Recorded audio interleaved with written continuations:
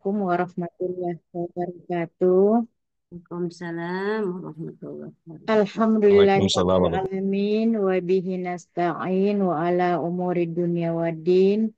Salatu wassalamu ala rasulillah wa ala alihi wa sahbihi ajma'in amma ba'd.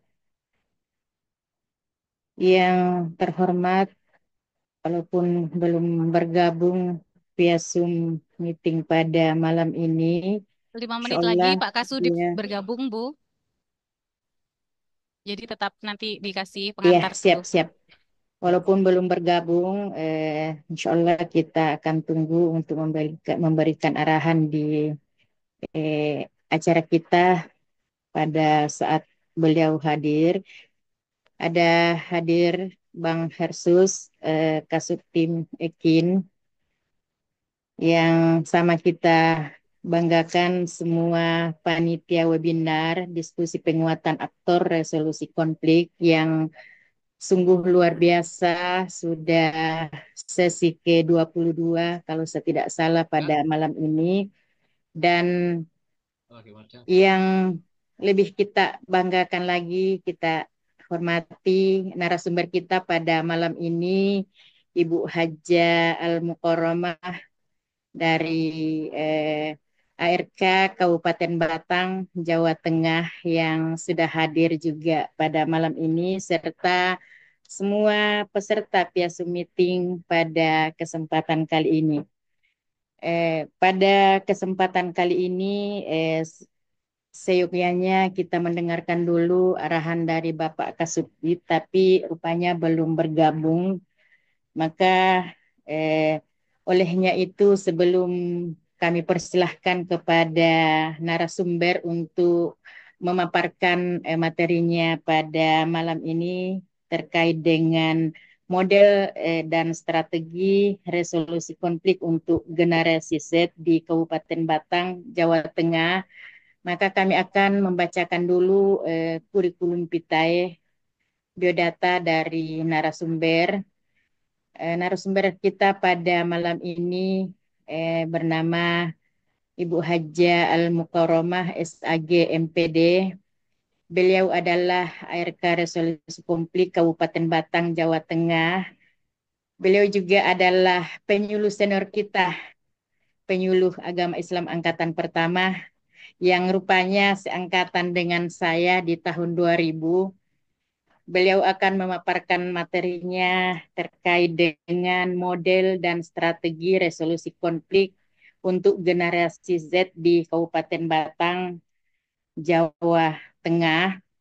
Pengalaman organisasi beliau cukup banyak. Kita lihat dari eh, kurikulum vitae-nya, dia pengurus IPHI Kabupaten Batang, dia juga pengurus IPPNU Yogyakarta, kemudian Sekpum Patayat NU Batang, kemudian pengurus LTNNU Batang, dia juga pengurus LKKNU Batang, pengurus Batko LPQ Batang, pengurus Batko LPQ Jawa Tengah, dan pengurus wilayah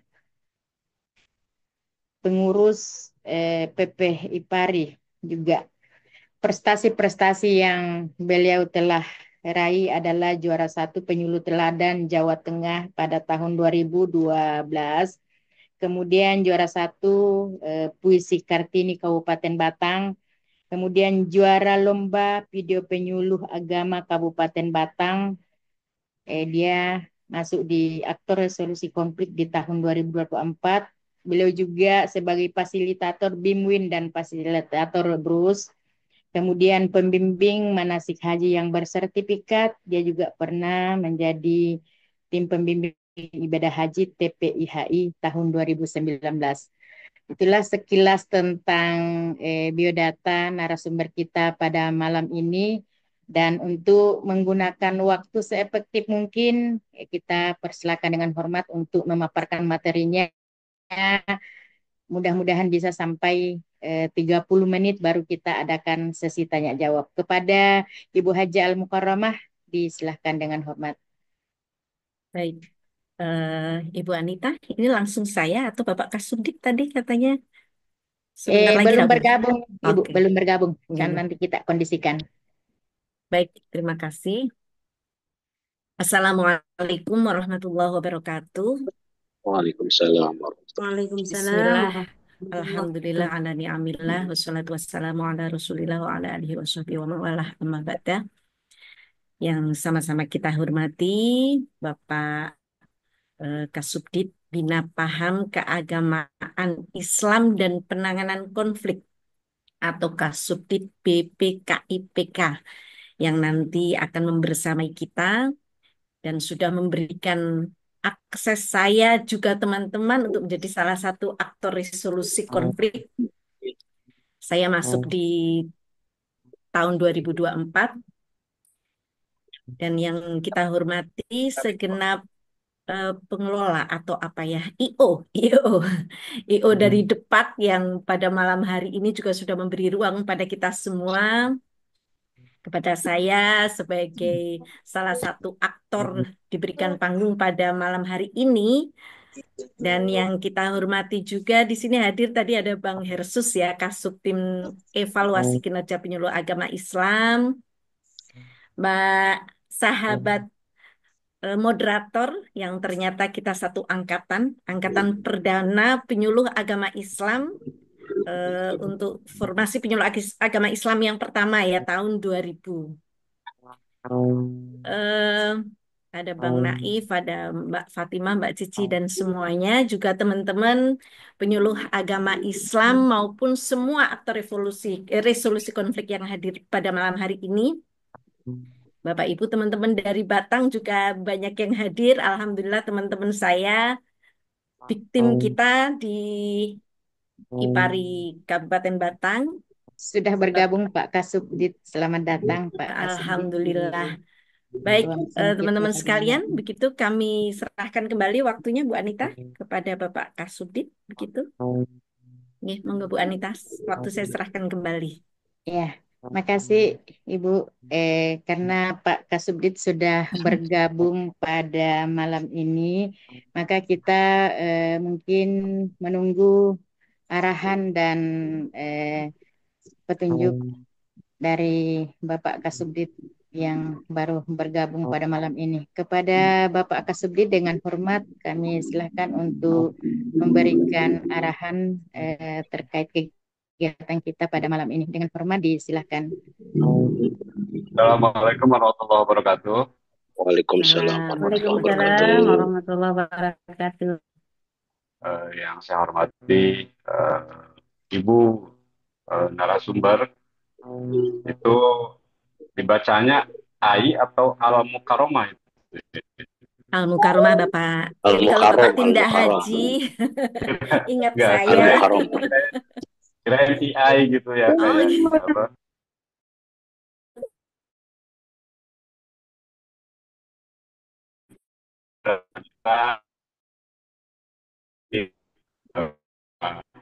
Ini alhamdulillah sudah hadir di sini. Ya, Bu Ini Siddiq. dari Subdit Penyuluh Agama Islam, juga kawan-kawan dari penyelenggara yang selalu setia ini masih semangat. Ini Fatma, Bang Naif, dan kawan-kawan Cici, juga Mbak Sutra yang ya alhamdulillah istiqomah untuk terus mengawal Depak ini ya. Juga semua ini pemirsa, audiens atau hadirin wal hadirat, ini ada sekitar 60 pemirsa dalam kesempatan ini. Terima kasih sudah bisa bergabung di sini. Pertama mungkin ini ya temanya menarik karena mencoba untuk melihat perspektif dari generasi Gen Z ya, dari Gen Z. Ini mungkin belum ada, ya, mungkin pernah juga dibahas dalam kesempatan yang lain. Mungkin di sini juga kita bisa mencoba menawarkan dari Ibu Al-Mukarramah itu menawarkan perspektif baru atau misalnya solusi atau misalnya apa ya semacam upaya yang bisa kita lakukan untuk mendekati Gen Z dan juga agar mereka kemudian berpartisipasi aktif dalam upaya-upaya untuk resolusi konflik, perdamaian, dan seterusnya. Misalnya yang kemarin itu menarik ya. Saya kemarin diperintahkan untuk menangani, bukan menangani ya, ya eh, di Arca Manik Bandung itu kan ada gedung serbaguna. Jadi jadi eh, ketika developer itu membangun perumahan di di Arca Manik Bandung itu di sana tuh sudah ada gedung serbaguna ya, ada gedung serbaguna yang di IMB-nya itu diperuntukkan untuk sarana umum, fasilitas umum bagi masyarakat gitu ya, bagi warga yang membeli rumah di sana gitu, yang di Komplek Arca Manik Enda itu. Lalu pada perkembangan berikutnya sekitar tahun 88 itu kemudian tanah dan gedung itu kemudian dibeli oleh salah seorang pendeta dari Katolik gereja dari paroki Odelia di Cicadas ya, yang kemudian ya gedung dan tanah itu dibeli eh, oleh pendeta, kemudian dihibahkan ke pihak paroki, ke pihak gereja. Nah, dalam prosesnya itu kan sejak sejak tahun 80-an 90-an itu ada kadang-kadang digunakan untuk beribadah, jadi sebulan sekali atau 2 bulan sekali itu ada kebaktian, ada misa di sana di gedung tersebut, dan masyarakat tetap bisa menggunakan untuk fasilitas umum, untuk acara hajatan. eh, Tolong di mute ya, yang lainnya ya.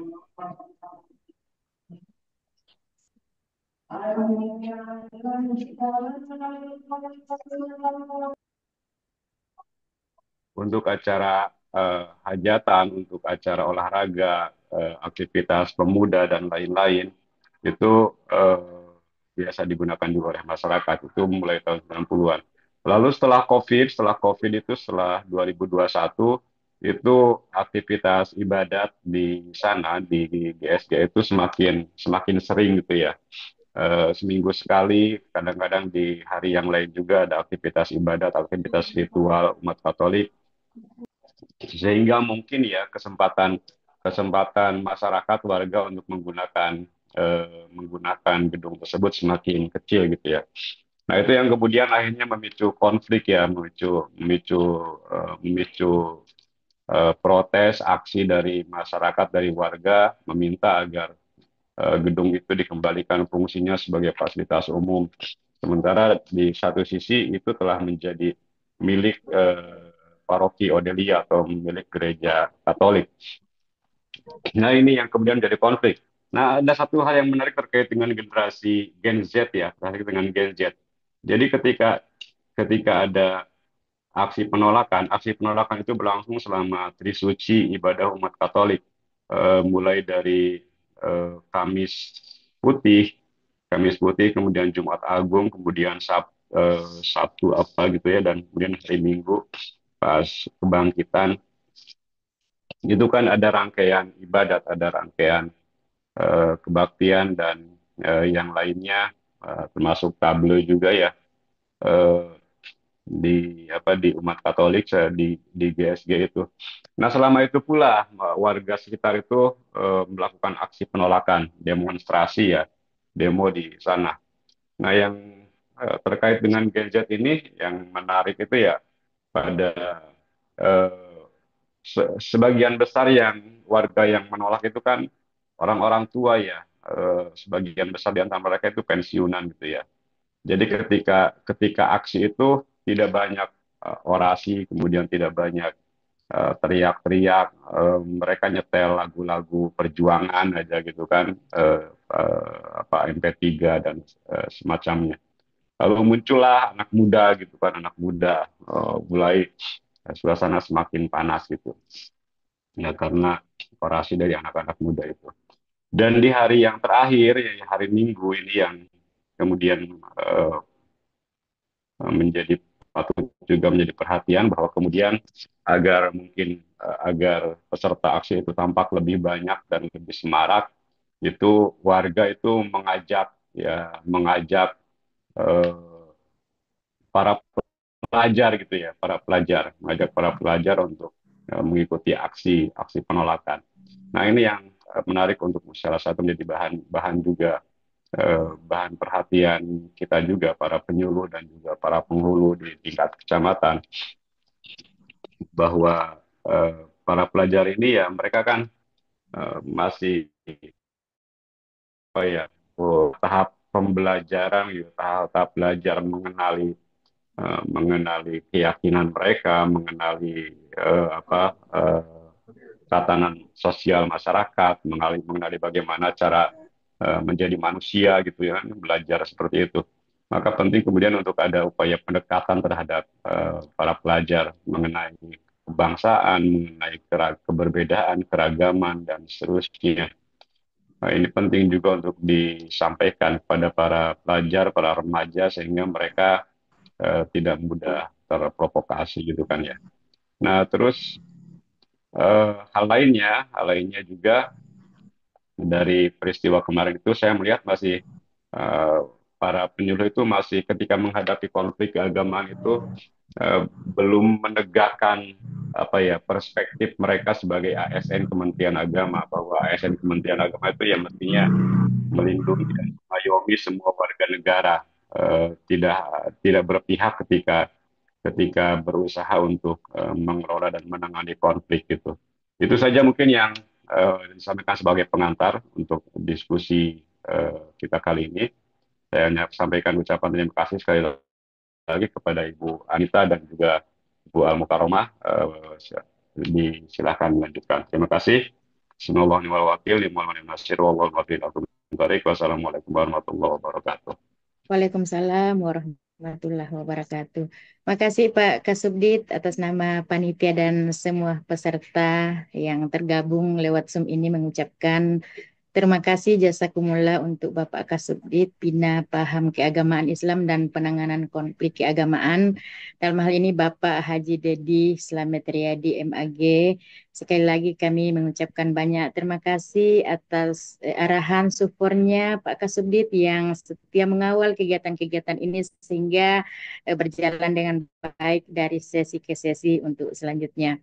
Baiklah, Bapak Ibu peserta webinar pada kali ini sebelum kami persilahkan kepada narasumber kita pada malam ini.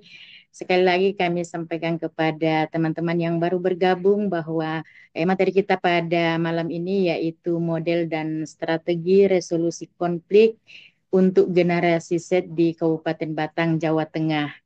Sebagaimana kita ketahui bahwa generasi Z dengan kecenderungannya terhadap komunikasi langsung yang transparansi membutuhkan pendekatan resolusi konflik yang menekankan komunikasi terbuka, empati dan kolaborasi itu adalah salah satu model dan strategi yang efektif untuk kita pakai di dalam referensi-referensi untuk generasi Z. Nah, olehnya itu generasi Z yang tumbuh di tengah era digital, mereka telah tumbuh lahir bersama dengan teknologi. Olehnya itu memang sejak dini punya keahlian yang kuat di dalam penggunaannya sehingga memang butuh eh, model dan strategi untuk generasi Z itu. Untuk lebih mendalam kita mendengarkan paparan dari narasumber Ibu Al Mukarramah. Dengan ini disilahkan dengan hormat. Baik Bapak Ibu sekalian, teman-teman, kembali saya menyambung. Tadi kita sudah opening. Eh, Bapak Ibu yang kami hormati, Alhamdulillah kita sudah mendapatkan opening dari Bapak Kasubdit kita dan ini membuat saya semakin membuka mata karena apa? Bapak Kasubdit kita itu intens banget ya, intens banget menangani konflik-konflik yang cukup panjang di tanah air. Nah, yang saya akan presentasikan nanti itu hal yang sangat sederhana sebenarnya. Tiga tiga Eh, jadi kelas ya kan Apalagi jadi Kabupaten Batang, nanti dua kita kan akan bercerita dua tentang gerakan teman-teman penyuluh yang ada di Batang. Mohon bisa slide-nya nanti dimunculkan, Mbak Cici. Bapak Ibu yang kami hormati, kesempatan ini saya sebenarnya secara sederhana akan bercerita tentang bagaimana sih implementasi resolusi konflik untuk Gen Z di Kabupaten Batang yang kebanyakan digerakkan oleh teman-teman penyuluh agama.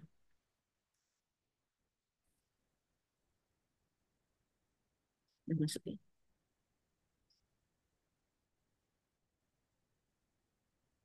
Baik, Eh, ini slide saya. Jadi secara sederhana kita akan menceritakan implementasinya di Kabupaten Batang. Ini foto kenangan indah kita di Solo bersama teman-teman aktor resolusi konflik Kabupaten Batang, Jawa Tengah. Bisa lanjut saja ya Bapak Ibu karena waktu terbatas. Iya, bisa dilanjut. Ini biar panjang aja tadi yang dibacakan Ibu moderator karena memang kita generasi penyuluh panjang ya. Penyuluh yang sudah sangat lama, jadi sejarah catatannya pun cukup panjang. Bapak Ibu yang kami hormati, teman-teman, kita di Jawa Tengah ada 35 kabupaten dan Kabupaten Batang itu salah satu kabupaten termuda. Dulu pemekaran dari Pekalongan. Jadi kita berdampingan dengan Pekalongan, berbatasan di sebelah selatan dengan Banjarnegara, kemudian di sebelah baratnya Pekalongan, di sebelah timurnya Kendal. Secara geografis, Kabupaten Batang ini hampir berada di tengah-tengah antara Jakarta dan Surabaya. Makanya dinamikanya luar biasa untuk Batang di samping kabupaten termuda di situ. Kalau dalam dunia transportasi itu di para supir. Makanya kalau Bapak Ibu sering mendengarkan berita-berita yang muncul mungkin seringnya kecelakaan gitu ya di daerah Batang. Karena memang kita berada hampir di tengah-tengah antara Surabaya dan Jakarta. Gitu informasi tentang Batang. Mungkin Bapak Ibu banyak yang penasaran Batang itu di mana toh? Biasanya teman-teman itu banyak yang lebih mengenal Pekalongan daripada Batang. Nah, untuk peta Batang kita ada 15 kecamatan. Oke, dilanjut. Kita berada di titik Pantura. Cukup panjang kita ada gunung, ada laut, dan ada KIK. Nanti ada sedikit saya kasih slide. Jadi kita punya juga potensi apa namanya KIK itu semacam industri yang kalau kata orang Jakarta, Kerawang nanti pindah ke Batang nih. Jadi Bapak Presiden, Menteri sering juga ke Batang. Kemudian untuk potensi aktor resolusi konflik yang ada di lingkungan Kementerian Agama, ini saya tampilkan kepada Bapak Ibu sekalian.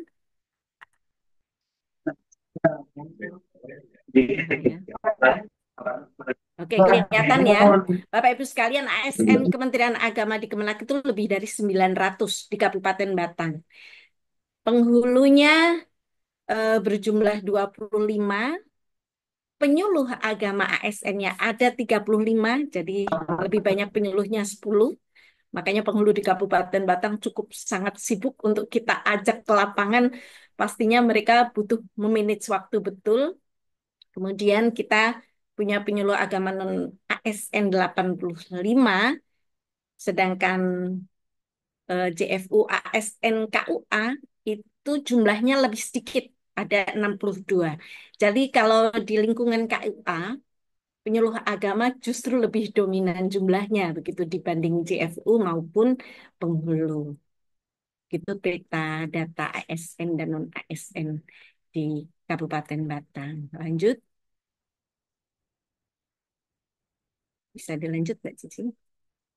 Ini jumlah madrasah yang kenapa ini saya tampilkan, ini juga menjadi potensi untuk melahirkan eh, aktor resolusi konflik yang ada di Kabupaten Batang. Kita punya RA 126, punya MI 125, punya MTS 35, dan kita punya pengawas madrasah 10 orang. Baik, lanjut.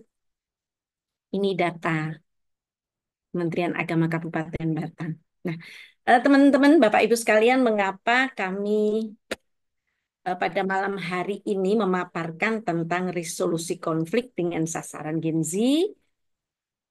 Kita lanjut.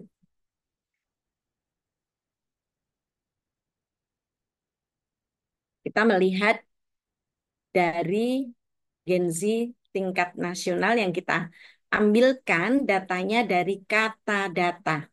Jadi Bapak Ibu, di Indonesia pada tahun 2020 terklasifikasi generasi Z yang lahir tahun 97 sampai 2012. Jadi SMP kelas 2 itu sudah termasuk Gen Z ya. Sampai umur kalau sekarang berapa? 28. Itu ternyata jumlahnya tertinggi di Indonesia, mencapai hampir 28%. Itu 2020. Kita lanjut, kita belum mendapatkan data yang terbaru. Oke, lanjut. Ini dari data BPS juga. Kemudian ini sedikit kita tampilkan apa yang terjadi di Batang beberapa waktu antara tahun 2023 dan 2024. Perang antar geng di Batang sampai ada yang terbunuh ya, ada 2 titik, gangster anak-anak Gen Z. Kemudian untuk ex-napiter ternyata di Batang juga ada. Ya, ini berita-berita yang kita munculkan. Kemudian lanjut. Nah, ini KIK. Potensi yang ada di Batang, ini ada kawasan ekonomi khusus yang sangat membutuhkan tenaga kerja banyak sekali. Dan ini kegiatan kita di Batang di Ramadan kemarin, setelah saya mengikuti Bruce, kemudian di Ramadan kita buat big team se-kabupaten dan akhirnya kita bisa masuk penetrasi ke sekolah-sekolah untuk melakukan pesantren kilat dengan tema-tema materi yang membangun damai pun masuk di dalamnya.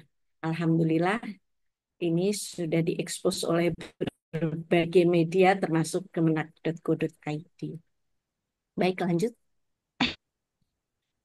Nah, ini beberapa teori resolusi konflik. Jadi di sini saya seperti kita akan mutolaah, kita akan sedikit membuka-buka teori meskipun saya mencari waktu pelatihan buku saya kesingsal di mana gitu ya.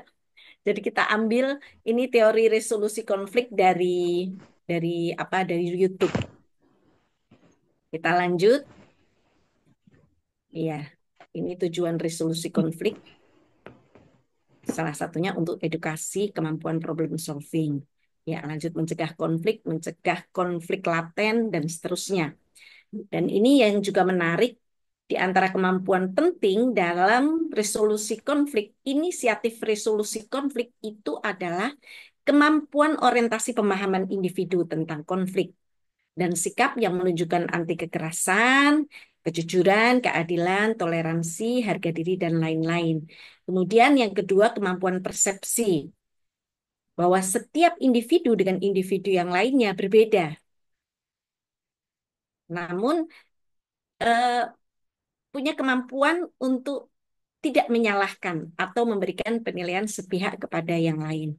Kemudian juga ada kemampuan emosi, yaitu kemampuan untuk mengelola berbagai macam emosi, termasuk rasa marah, takut, frustasi, dan emosi negatif lainnya. Nah, dari sini nanti yang akan kita tarik strateginya untuk di Batang. Kita lanjutkan. Berikutnya ini masih teori Bapak Ibu sekalian ya. Ada kemampuan komunikasi. kemampuan mendengarkan orang lain, memahami lawan bicara, dan seterusnya.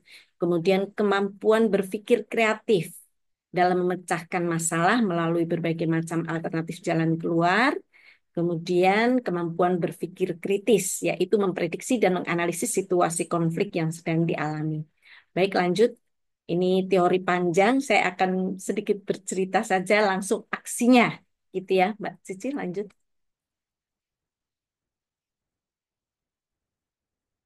Nah, ini teman-teman sekalian, saya dapat dari grup Spark, ini keren ini ya. Dari Urais sudah mengeluarkan flyer yang menurut saya harus kita share kemana-mana terkait tahap resolusi konflik dalam Islam, yaitu mendengar dengan empati, diskusi terbuka atau tabayun, kemudian musyawarah, penegasan komitmen damai atau asuh, dan yang terakhir memelihara silaturahmi. Dan di antara ini ada yang akan kita actionkan, kita implementasikan di Gen Z Kabupaten Batam. Oke, kita lanjutkan. Semoga 10 menit selesai. Ya lanjut Mbak Cici.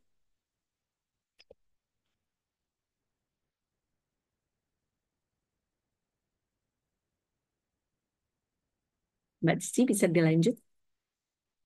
Oke. Nah ini teman-teman yang akan kita ceritakan di sini, aksi apa sih yang dilakukan di Batang untuk Gen Z kita agar eh, punya inisiasi, agar punya mentalitas, kemampuan atau skill untuk membangun damai, minimal berdamai dengan dirinya, dan juga untuk membangun damai di lingkungan sekitarnya. Lanjut, kita lihat eh, ya Mbak Cici. Nah, teman-teman sekalian, aktor resolusi konflik di Kabupaten Batang juga bersama teman-teman penyuluh agama yang lain em, melakukan terobosan-terobosan tidak hanya masuk di circle langsung Gen Z.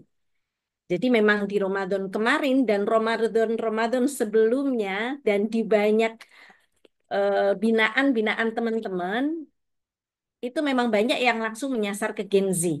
Namun demikian, sebagaimana penyuluh-penyuluh yang lain, teman-teman juga masuk ke circle-circle yang relate dengan Gen Z. Nah, dalam hal ini kami melakukan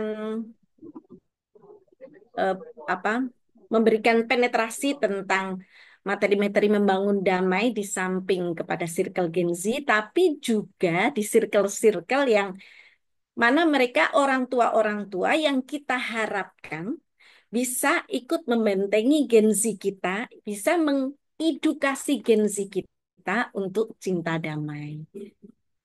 Ya, lanjut.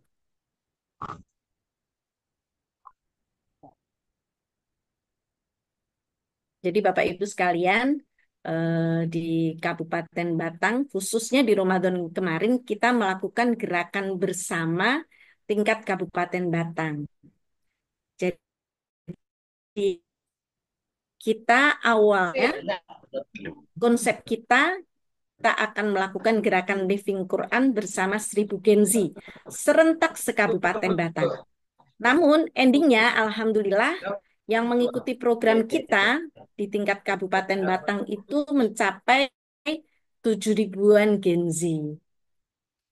Kita lanjutkan.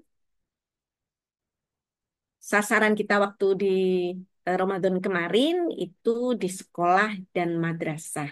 Nah, strategi atau metode yang kita lakukan, Bapak Ibu sekalian, eh, kita menyamakan persepsi dengan tim besar kita, big tim kita, para penyuluh di semua kecamatan. Awalnya kita melakukan Zoom, kita samakan materinya untuk Living Quran. Nah, di antara materi itu, kita menyampaikan materi-materi yang apa? Materi tentang akhlak dan di situ relate dengan resolusi konflik. bagaimana anak-anak punya skill, kemampuan, pemahaman tentang membangun damai. Dan ayat-ayat ini kita ambilkan, kita pilihkan dari ayat akhlak yang tidak hanya sebagai mantra, jadi ayat itu sangat relate dengan kehidupan sehari-hari, juga hadisnya. Nah, strateginya nanti kita buat kegiatan yang menarik, yang asik begitu dengan isyarat tangan juga dan ayatnya tidak panjang. Jadi fokus pada pesan pendek dari ayat itu apa yang bisa diambil oleh anak-anak kita. Kemudian kita juga menyampaikan tentang five love language gitu ya, karena ternyata ini cukup viral di anak-anak Gen Z bagaimana mereka memahami 5 bahasa cinta. Ada juga kita menyampaikan materi lokal yaitu Segomogono. Jadi Segomogono itu otak-atik gaduknya kita, pesan dari surat Quran surat At-Tahrim 6 ya ayyuhalladzina amanu qu anfusakum wa ahlikum naro. Di situ Segomogono itu kepanjangan. Kepanjangannya apa nanti kita lihat di slide berikutnya. Kemudian kita juga em, mengkawinkan sebenarnya ini materi Bruce, tapi kita cukup intens memberikan materi tentang membangun damai bagi anak-anak kita. Oke, kita lanjutkan.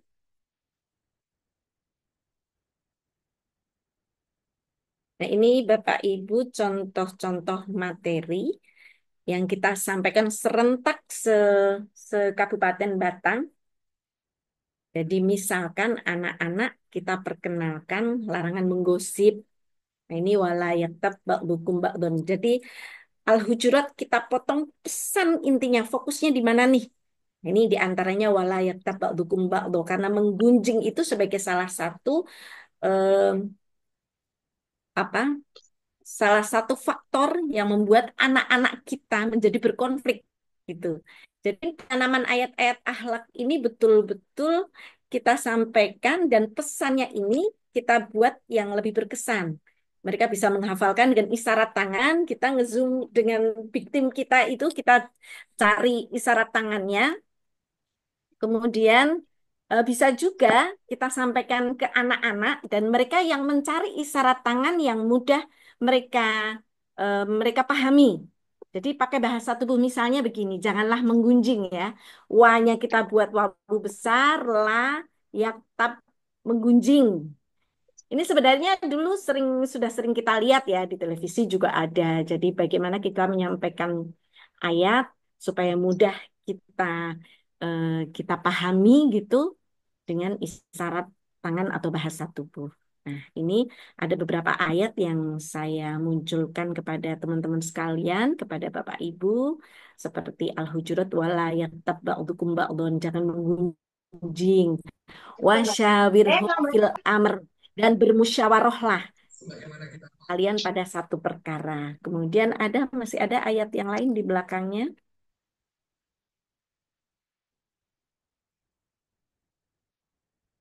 Boleh selanjutnya. Nah, ini jangan berlebihan. Kulu washrobu wala tusrifu. Makan dan minum aja nggak boleh berlebihan. Ayat cinta damai. Ini wasulhu khair. Ini juga kita lakukan dengan ekspresi atau bahasa tubuh. Di samping mereka juga kita minta untuk diskusi di depan seperti waktu kita di SMA 1 ada ada sepasang anak kembar yang kita tantang untuk maju ke depan dan mereka bercerita bagaimana perbedaan mereka dan cara pandang mereka tentang perdamaian. Itu juga kita lakukan dan kita buat bagaimana di kelas itu menjadi asik begitu. Kita lanjutkan dulu. Ini layas horkomun min kaumin. Janganlah mengejek satu kelompok dari kelompok yang lain. Sebagai contoh isyarat tangannya begini teman-teman. Ya ada yang begini, anak-anak sukanya yang mana gitu isyarat tangannya ya. La yaskor, mengejek bisa dengan isyarat mengejek begini. Memang seperti anak-anak banget, tapi yang kita lihat mereka asik-asik saja gitu. Bisa jadi kayak ice breaking, bisa jadi game gitu ya. La yaskhar qaumun min qaumin. Janganlah mengejek satu kelompok dari kelompok yang lain. Janganlah mengejek satu kelompok dari kelompok yang lain. Kemudian wabil walidaini ihsanan, ini juga kita tanamkan karena banyak juga anak-anak yang berkonflik dengan orang tuanya. Dan bahkan informasi yang kita dengar ada beberapa komunitas anak pang yang tidak menghargai orang tuanya lagi, mau berkonflik dengan orang tua karena eh, secara psikologis memang mereka masih lebih mementingkan komunitasnya ya, circle-nya, peer group-nya. Jadi mereka meninggalkan orang tua demi untuk solidaritas dengan teman-teman di circle-nya atau di gengnya. Oke, perintah birrul walidain kita lanjutkan. Nah, ini salah satu hadis favorit yang kita kenalkan tidak hanya kepada anak-anak, bahkan ini kepada orang tua. Jadi ayat dan hadis ini juga kita sampaikan di circle-circle di luar Gen Z. Jadi teman-teman sekalian, karena biasanya pemicu konflik itu marah, maka ini betul-betul kita tanamkan agar anak-anak itu tidak menjadi generasi yang pemarah, mentalitas pemarah eh, kita bentengi bersama. Jadi biasanya eh, kita bareng-bareng membuat tantangan kalau mereka kita buat grup gitu, kita kita kompetisikan antar grup untuk membuat ekspresi atau gerakan hadis ini. Jangan marah bagimu surga la taghdab walakal jannah. Jangan marah bagimu surga. Ini contoh saja. Baik, dilanjutkan. Ini taghdab walakal jannah ya. Nah, teman-teman sekalian, di samping ayat hadis tadi yang aplikatif banget, bisa jadi guidance kita dalam keseharian, seperti yang saya sampaikan tadi bahwa ternyata anak-anak pun eh, cukup cukup banyak mengenal, sudah viral ternyata di lingkungan mereka tentang 5 bahan bakar cinta. Ini juga ada materi ini di beberapa teori psikologi ya. Di di Bruce ada nggak ya? Tapi ini ya kita masukkan di kegiatan Living Quran kita karena anak-anak kita ternyata cukup respon. Jadi kita memperkenalkan bahwa ada 5 bahan bakar cinta yang saya sebut dengan SPBU memang untuk memudahkan. Dari mulai word affirmation, quality time, receiving gift, act as service, kemudian physical touch. Ini dunia logi. Oke, kita lanjutkan. Nah, ini penjelasan dari 5 bahan bakar cinta. Jadi kenapa konflik itu sering muncul? Karena kita kadang tidak tahu bahasa cinta apa sih yang dibutuhkan oleh orang lain, orang yang kemudian berkonflik sama kita secara person ya, secara person. Jadi teman-teman sekalian memang kita lebih pendekatan ke Gen Z itu lebih bersifat psikologis. Jadi di sini kita berharap teman-teman bisa mengenali dirinya, bisa mengelola dirinya. Jadi penanaman dasar banget di tahapan kalau bahasanya Pak Kasub kita di tahap-tahap pembelajaran mengenali diri. Ini yang kita kuatkan dalam kegiatan kita di Kabupaten Batam. Oke, ini salah satu penjelasan dari 5 bahan bakar cita. Ada kata pujian, ini word affirmation, ya. Bapak Ibu atau teman-teman mungkin sudah sering melihat ini teori psikologi ini, tapi tidak ada salahnya. Ini kita jadikan salah satu materi untuk pendekatan anak-anak Gen Z.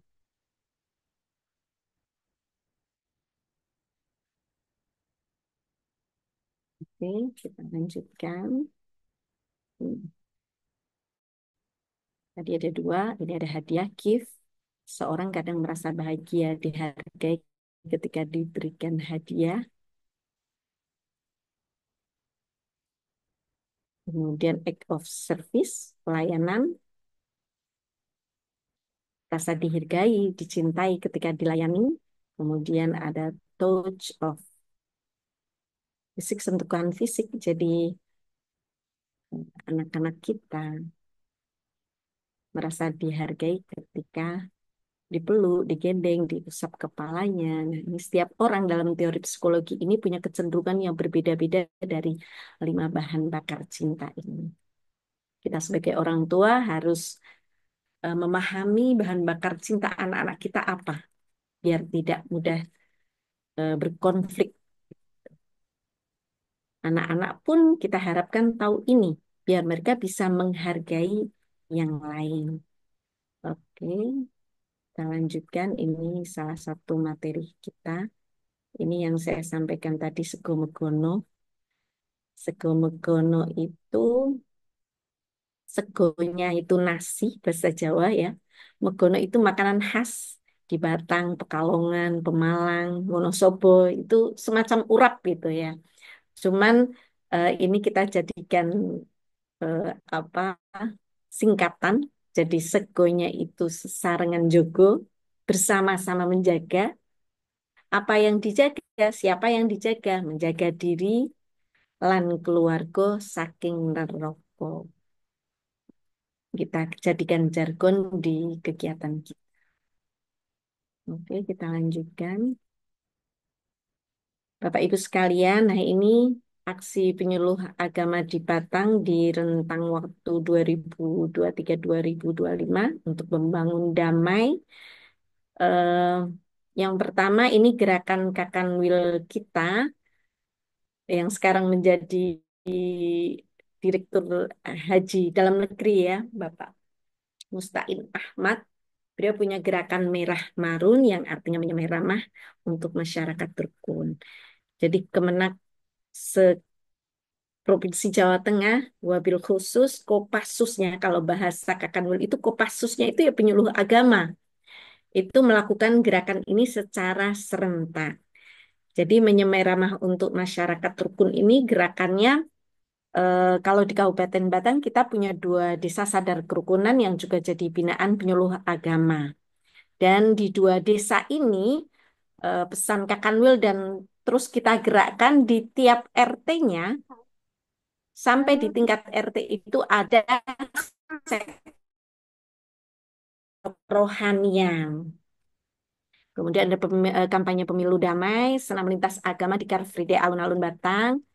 Densus 88 AT dan Istitab juga pernah menggandeng kita bersama Polres dan kita didudukan bersama kepala desa, kemudian Polsek dan Koramil se-Kabupaten Batang. Lakonnya penyuluh. Kemudian yang Ramadan kemarin, Alhamdulillah Living Quran 7 ribuan Gen Z juga sukses kita laksanakan. Dan kita juga pernah melakukan kemah moderasi, punya taman moderasi, dan 100 konten kreator. Meskipun ini tidak semuanya Gen Z. Untuk 100 konten kreator ini, Gen Z-nya mungkin tidak banyak ya. Lebih banyak penyuluhnya. Dan penyuluh yang Gen Z sedikit. Kita mendapatkan support anggaran dari Kesbangpol, FKUP. Kemudian kalau edukasi ke orang tua kita cukup banyak. Ini di sini saya tulis ada macan ternak. Macan ternak itu salah satu program teman kita di salah satu kecamatan ujung, yaitu Mama Cantik Ngeter Anak. Kemudian kita juga sudah membentuk tim pencegahan konflik sosial berdimensi keagamaan. Semua kecamatan sudah terbentuk meskipun aksi dan program kerjanya belum ada gitu ya. Kita baru di level pembentukan tim pencegahan konflik sosial. Kemudian, oh ya, ini sudah. Oke, begitu Bapak Ibu. Lanjut. Ini ada yang kedouble.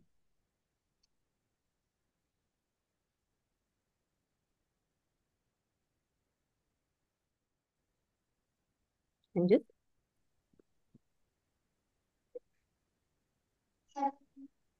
Oh, sudah habis ya? Direkam. Oke. Ini sudah terakhir. Ah, ya, maaf Bapak Ibu sekalian. Jadi memang ya ada kekurangan ya. Tadi slide akhirnya belum saya sertakan. Jadi untuk kebetulan tadi teman-teman Jawa Tengah hari ini riuh banget. Jadi saya juga mohon maaf kepada Mbak moderator juga Mbak Ici Mbaknya. Jadi tadi mepet kita berikan karena kita lagi sama Basnas tadi evaluasi program. Bapak Ibu sekalian, demikian eh, secara sederhana kita ceritakan aksi teman-teman penyuluh di Kabupaten Batang. Mungkin sangat sederhana, tapi semoga bermakna khususnya bagi kami dan semoga bisa menginspirasi teman-teman yang lain yang kita tahu sebenarnya teman-teman lain juga banyak melakukan aksi-aksi yang luar biasa. Aktor resolusi konflik Kementerian Agama itu luar biasa aksinya. Jadi harapan kami eh, dari perjalanan gerakan aksi kami sangat berharap bahwa dari BP apa dari Bina Paham ini bisa bersinergi dengan tim Bruce, kemudian ada Brun dan seterusnya. Karena materi membangun damai itu sangat relate banget. Sayang banget kalau materi-materi dari resolusi konflik tidak dimasukkan di Bruce maupun Brun gitu. Baik, itu saja Bapak Ibu sekalian. Saya mohon maaf banget ya.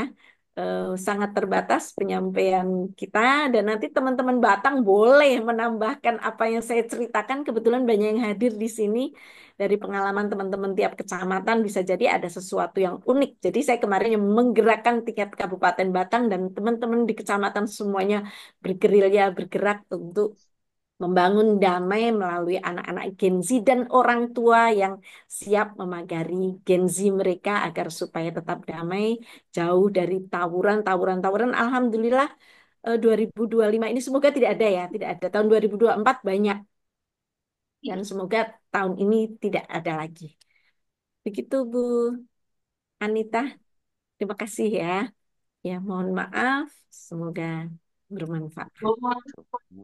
Ya, makasih pemaparan yang sungguh luar biasa dari Ibu Al-Mukarramah. Tentu kita sudah eh, Ayo Pak Adnan barang. cermati mulai dari awal apa sih generasi Z itu atau apa sih Gen Z itu, apa sasaran generasi Z sehingga semua konflik-konflik yang timbul dari generasi Z itu bisa terselesaikan. Pemateri sudah memaparkan sampai ke bahan bakar cinta SPBU, semuanya sudah lengkap disampaikan oleh narasumber kita tadi, bagaimana sinergi membangun damai cinta dengan lintas sektoral, semuanya sudah dipaparkan dengan baik oleh pemateri. Tentu eh, dari menariknya materi yang telah disampaikan oleh narasumber itu, tentu Bapak Ibu peserta Zoom, ada yang mau sharing, ada yang mau berbagi tentang kondisi generasi Z yang ada di daerah kita masing-masing. Ini adalah tempatnya sekarang kita berbagi tentang bagaimana kondisi-kondisi generasi Z yang ada di wilayah kita masing-masing. Olehnya itu, mungkin di sesi pertama kami berikan kesempatan 3 orang dari Bapak Ibu untuk memberikan semacam apakah itu tanggapan atau sharing atau pengalaman-pengalaman yang bisa disandingkan dengan paparan yang telah disampaikan oleh pemateri tadi. Olehnya itu kami persilakan kepada Bapak Ibu yang mau mengajukan pertanyaan, boleh raise hand atau menyampaikan di kolom chat tentang apa yang unek-unek yang ingin disampaikan terkait dengan materi kita pada malam ini. Kami persilakan Bapak Ibu, boleh ya, sudah ada yang sudah angkat tangan, ada Ibu Cutrasari. Silahkan Ibu. Terima Silahkan. kasih. Ya. Ibu Ani. Izin saya tidak on cam ya karena sedang santai gitu. Suara saya terdengar, Ibu? Ya, sudah terdengar, terdengar. Silahkan. Bismillahirrahmanirrahim. Assalamualaikum warahmatullahi wabarakatuh. Yang saya hormati Waalaikumsalam. Dirjen Bina Paham Keagamaan Islam dan Penanganan Konflik Keagamaan, Bapak Haji Idris Mudriyadi, MAG. Saya hormati Bu Moderator, terkhusus juga narasumber, para admin, Kak Fatma, Bang Naif, Mbak Cici, dan juga seluruh aktor-aktor resolusi konflik di seluruh Indonesia. Mohon izin menanggapi diskusi pada malam hari ini. Yang pertama tadi keynote speech-nya dari Pak Kasubdit terkait apa namanya yang sekarang sedang beliau laksanakan terkait fenomena di Arca Manik yang penggunaan gedung serbaguna untuk kegiatan ibadah agama, di mana gedung itu seharusnya peruntukannya awalnya mungkin bukan untuk kegiatan ibadah gitu ya. Ini mungkin sharing sedikit Pak Kasubdit dan juga teman-teman. Ini di Depok tahun 2023 sekitar bulan Oktober juga dulu pernah terjadi kasus serupa. Jadi dia penggunaan ruko untuk kapel doa Katolik. Jadi itu karena izinnya ada ruko, pada akhirnya sempat digeruduk oleh massa di Depok.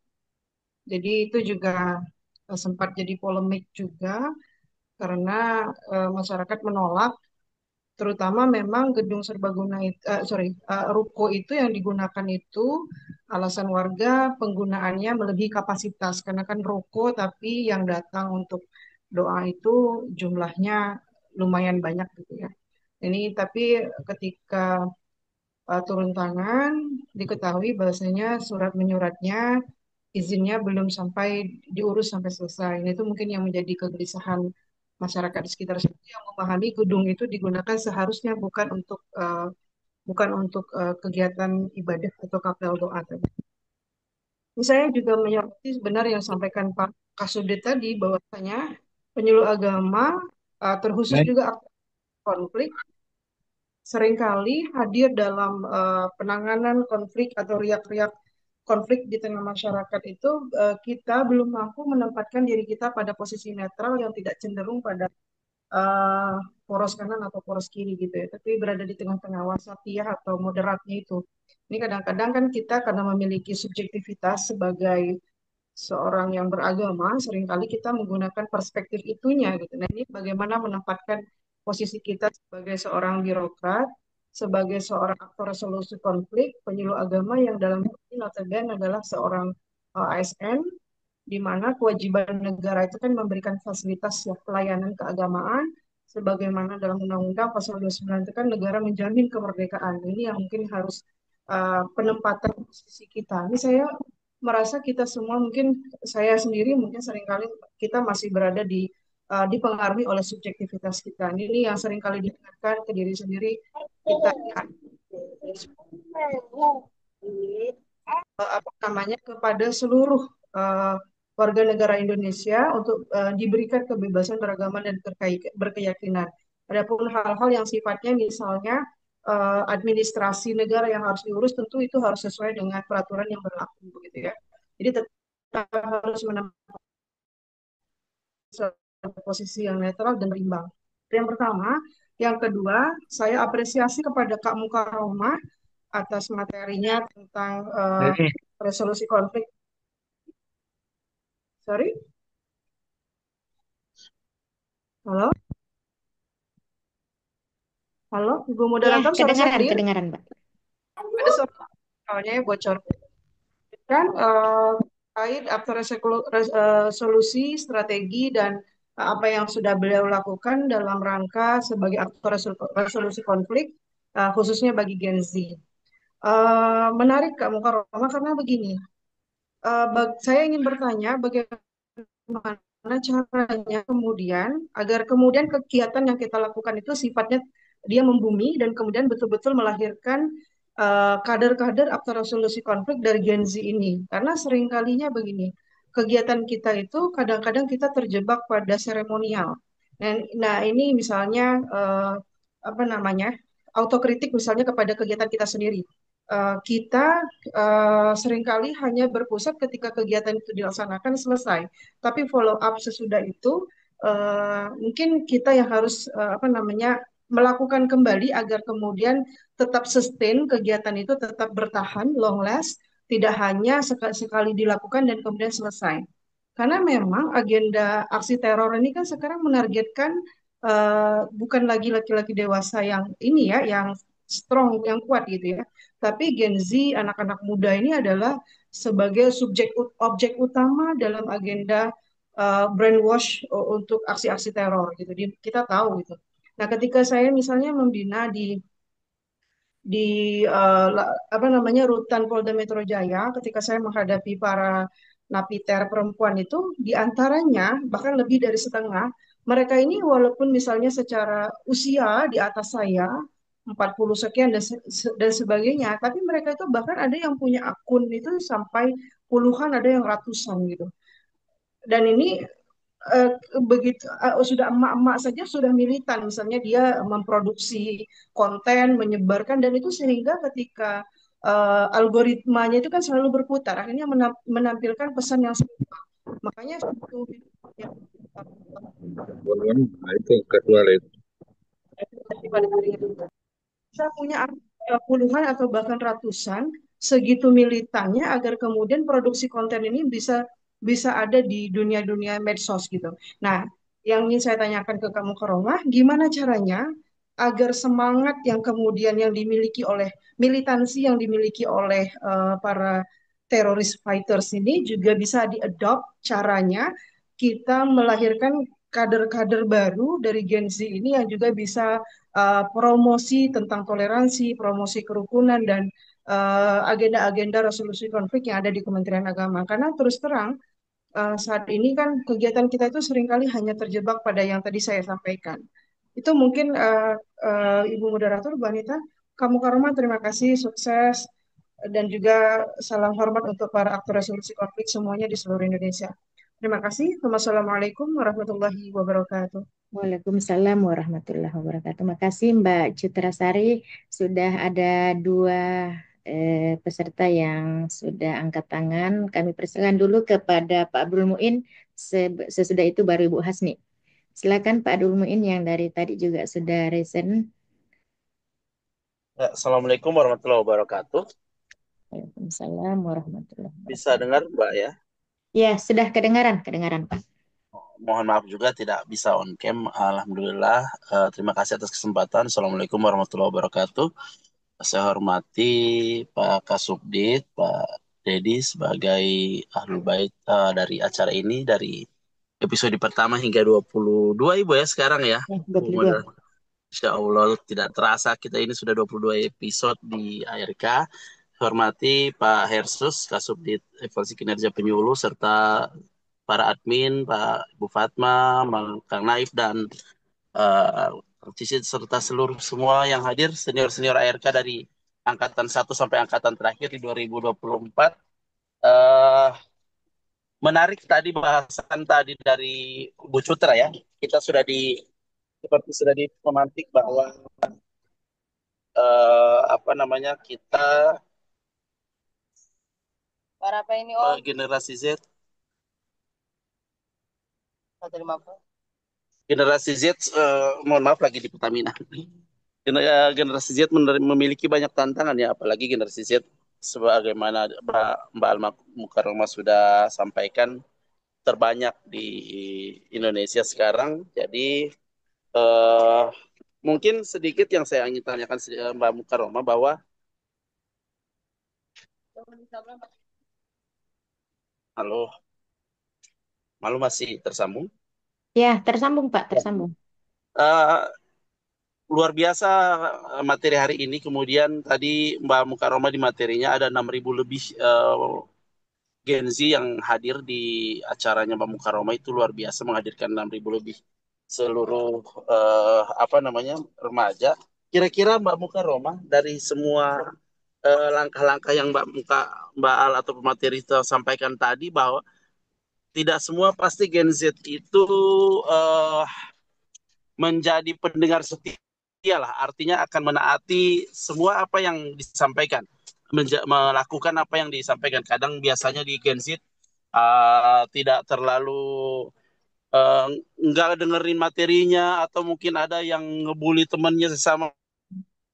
Jadi kira-kira langkah Mbak Mukaromah itu apa? Apa halangannya dengan tantangan di Mbak Al Mukaromah dalam mengembangkan materi ini di lapangan. Kemudian solusi-solusi apa, kayak kiat-kiat apa menghadapi Gen Z yang kira-kira kayaknya tidak terlalu perhatian gitu dengan apa yang kita lakukan. Bahkan kita sudah mati-matian, kita sudah bagaimana kegiatan lebih banyak kita trik-trik untuk menjadi.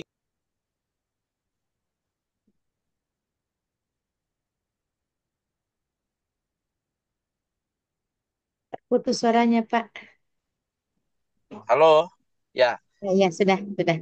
Jadi gitu Mbak Al, jadi minimal bagaimana kiat-kiat Mbak Al untuk menghadapi Gen Z yang mungkin tidak terlalu perhatian pada saat materi dan kemudian dia menjadi peneror atau menjadi membuli temannya yang kau pura-pura begitu. Jadi semacam kayak tantangan lah, tantangannya Gen Z yang tidak melakukan seperti apa yang kita mungkin contohkan dan kita biasanya seperti seperti itu Mbak Al ya. Tidak semua Gen Z akan mendengarkan apa yang pemateri sampaikan. Kira-kira langkah Mbak Al untuk menangani itu bagaimana, seperti apa?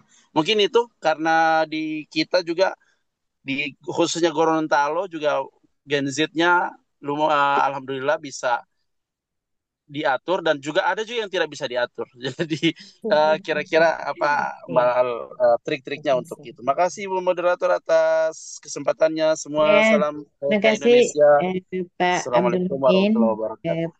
Penanya ketiga sudah dari tadi juga resign, Ibu Hasni, disilahkan Ibu Hasni. Terima kasih. Assalamualaikum warahmatullahi wabarakatuh. Izin, Waalaikumsalam. kami juga tidak on cam karena sementara lagi dalam perjalanan. Yang kami hormati Bapak Kasubdit Bina Paham Keagamaan, yang kami hormati Pak Kasubtim Penyuluh Agama, Heru, dan tentunya moderator atau narasumber kita pada malam hari ini Mbak Al, yang begitu anggun Ibu Asli Gunung moderator, ya. Bu moderator, yang kami hormati Iya, juga Anda iya. Anita Andayani, senior kami di Penyuluh Agama Islam Sulawesi Selatan, serta eh, Bang Naib, Dinda Fatmah, dan semua rekan-rekan penyuluh yang sempat bergabung pada malam hari ini. Sangat menarik sekali dengan apa yang telah dipaparkan Mbak Al. Saya kira memang benar bahwa untuk menghadapi generasi Z ini, tentu kita yang notabene juga mungkin agak apa ya, ketinggalan dari mereka dalam hal dunia digital. Tentunya kita juga harus eh, lebih dulu mematangkan diri untuk memahami dunia digital, lalu kemudian kita terjun untuk memberikan penyuluhan kepada generasi Z. Jangan sampai nantinya justru kita mereka yang lebih lebih matang, mampu daripada kita sendiri sebagai narasumber. Kenapa? Karena memang perubahan pola komunikasi Gen Z itu tumbuh dengan teknologi, teknologi digital. Beda dengan zamannya kita. Mereka tuh lebih responsif terhadap komunikasi visual dan dibandingkan ceramah-ceramah ceramah konvensional seperti yang sering kita lakukan selama ini, mungkin mereka kurang tertarik. Jadi tentunya sebagai penyuluh kita harus memiliki kemampuan untuk bagaimana lebih memahami digital dalam menyampaikan materi-materi dakwah agar generasi Z ini bisa tertarik dengan apa yang kita sampaikan. Nah, kira-kira apa eh, keterampilan atau mungkin apa hal yang harus kita miliki sebelum kita terjun memberikan penyuluhan kepada generasi Z agar apa yang kita sampaikan itu menarik, dan selama ini tantangan apa yang dihadapi Mbak Al di daerahnya, bisa kami jadikan pengalaman juga di daerah kami ketika menghadapi Gen Z ini.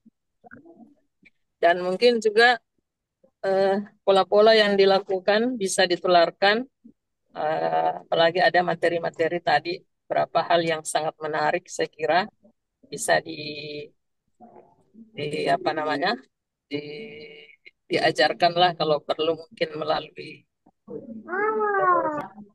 kegiatan yang lebih apa sifatnya mungkin bukan di Zoom seperti ini tapi khusus memberikan eh, pengajaran atau memberikan penyampaian bagaimana menjelaskan dari pola-pola yang sudah diterapkan pada eranya Mbak Al seperti itu barangkali. Terima kasih. Assalamualaikum. Waalaikumsalam warahmatullahi wabarakatuh.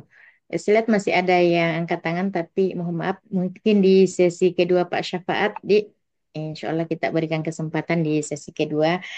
Ada beberapa pertanyaan Ibu Al terkait dengan materi pada malam ini. Yang pertama dari Mbak Citra Sari tentang terkait dengan arahan Bapak Kasubdit kita yang dalam hal ini menurut Mbak Citra bahwa mungkin kita sebagai penyuluh agama belum mampu jadi penengah, eh, belum mampu menjadi wasatiyah di tengah-tengah generasi Z dengan berbagai macam permasalahan yang ada. Kemudian yang kedua, bagaimana kegiatan-kegiatan kita sebagai ARK itu bukan hanya kegiatan seremonial, tetapi mudah-mudahan bisa menjadi kegiatan yang membumi. Itu pertanyaan dari Mbak Citra. Kemudian dari Pak Abdul Muin, eh, bagaimana langkah-langkah yang dilakukan yang mungkin tidak semua sasaran bisa menerima. Tentu kita sangat pahami bahwa yang namanya generasi Z itu dia lebih melek dalam hal Oleh teknologi Ibu. dibanding kita yang sudah generasi tua, tetapi walaupun seperti itu sebagai penyuluh agama dan ARK tentu kita tidak bisa dan tidak mau ketinggalan dari hal-hal seperti itu karena namanya kita Harus. sebagai panutan memberikan panutan kita yang harus lebih duluan tahu daripada mereka-mereka yang akan kita bina. Tentu insya Allah sebentar Ibu narasumber akan memberikan kita kiat-kiat. Kemudian yang ketiga dari Ibu Hasni, Ibu Hasni ini dari Makassar juga Sulawesi Selatan. Ada tiga pertanyaannya yaitu jangan sampai itu tadi saya kira pertanyaan berulang jangan sampai generasi Z lebih pintar daripada kita sebagai ARK. Kemudian apa skill yang harus kita miliki sehingga menarik tidak ditentang oleh Gen Z itu sendiri. Kemudian tantangan-tantangan yang dihadapi di daerah Ibu narasumber mungkin bisa dipaparkan sehingga kita juga bisa mengambil pelajaran dari situ. Saya kira seperti itu. Dengan hormat kami persilakan kepada narasumber untuk memberikan tanggapan daripada beberapa penanya kita pada malam ini di sesi pertama. Silakan Mbak Al. Baik, Mbak Anita dan teman-teman sekalian, ini sebenarnya para penanya itu hanya tes, ngecek, ngecek saya nih bisa jawab apa enggak gitu ya. Tapi begini teman-teman, karena memang ini berdasarkan pengalaman kami, jadi saya cerita pengalaman saja. Pak Cutra yang luar biasa kita tahu, Mbak Hasni juga Pak Abdul Muin. Jadi yang pertama terkait kegiatan kita biar tidak berkesan seremonial, formalitas, itu memang jadi komitmen kita, Mbak. Jadi teman-teman sekalian, ketika misalkan kita ada kegiatan moderasi beragama waktu itu ya, kita langsung merapat ke FKUB yang juga melakukan kegiatan serupa dan mereka masuk di sekolah-sekolah. Kita ikut bergabung dengan materi kita yang kita usahakan tidak semonoton mereka. Mohon maaf, maksud saya begini. FKUB itu kebanyakan Pak Sukti di banget Ya, kita buat kelas kita adalah kelas besar yang kita buat orke eh, kami ketika ada jadi program merah pun menyemerah untuk masyarakat ya ramah untuk masyarakat. Strategi yang ketika bersama anak-anak agar tidak formal, kita buat waktu itu saya buat lagu eh, Ayo Merah Marun, Ayo Merah Marun. Sedikit nyanyi nggak apa-apa ya, ada ustadz-ustadz ya.